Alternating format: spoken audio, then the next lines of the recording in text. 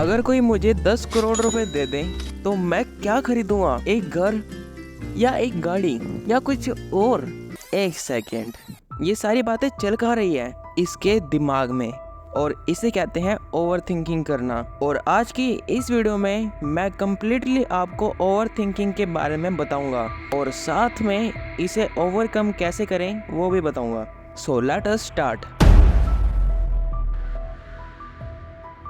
नमस्ते दोस्तों, आपके साथ कभी ना कभी तो ऐसा हुआ ही होगा कि आप काम करने कुछ बैठते हो और सोचते सोचते कहीं और पहुंच जाते हो, और जब आप टाइम को देखते हो तो आप शॉक हो जाते हो। कभी कभी तो आप सोचने में इतना मगन हो जाते हो कि आपसे कोई बात कर रहा है, आपको वो भी पता नहीं चलता।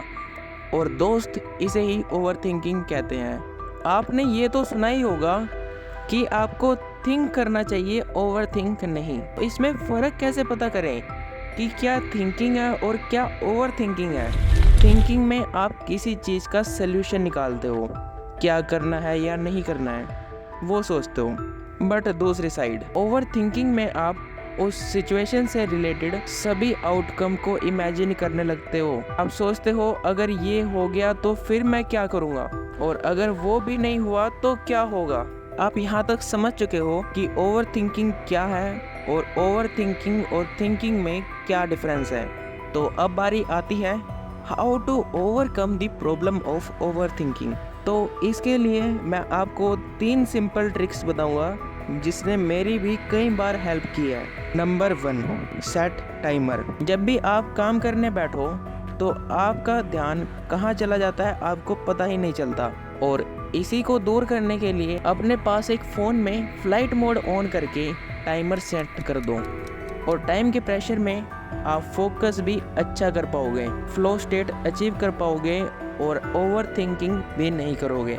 Number 2, stop giving value. जिन चीज़ों को हम वैल्यू करते हैं वही पूरे दिन हमारे दिमाग में चलती रहती है। अगर आप छोटी छोटी चीज़ों को लेकर ओवर थिंक करते हो तो इसका मतलब है आपने उन चीज़ों को बहुत वैल्यू दे रखी है जिनको आपको वैल्यू नहीं देनी चाहिए थी, और ये बात हमें बहुत लेट समझ आती है। जितनी कम आप चीज़ों को वैल्यू दोगे उतना कम वो आपको इफ़ेक्ट करेगी। Number 3, take action. कुछ लोग जिनको पता ही नहीं होता कि उनको करना क्या है, वो सबसे बड़ी गलती ये करते हैं कि वो कुछ भी नहीं करते और बस बैठकर सोचते रहते हैं कि क्या करना है, जिसके कारण वो और गहरी ओवर थिंकिंग में खो जाते हैं। ओवर थिंकिंग से बाहर आप ओवर थिंक से नहीं निकलोगे, आपको एक्शन लेना ही पड़ेगा। अगर आप अपने ब्रेन को क्लियर इंस्ट्रक्शंस देकर काम नहीं कराते हो तो वो उस खालीपन को भरने के लिए अपने आप कुछ ना कुछ सोचने लग जाएगा और आप ओवर थिंक करने लग जाओगे। इसलिए एक्शन लेना शुरू करो। अगर आप 5 और ऐसे इजी स्टेप्स जानना चाहते हो ओवर थिंकिंग ख़त्म करने के लिए तो आप इस वीडियो को देख ही सकते हो, और हाँ, मैं आपसे वहीं मिलूँगा।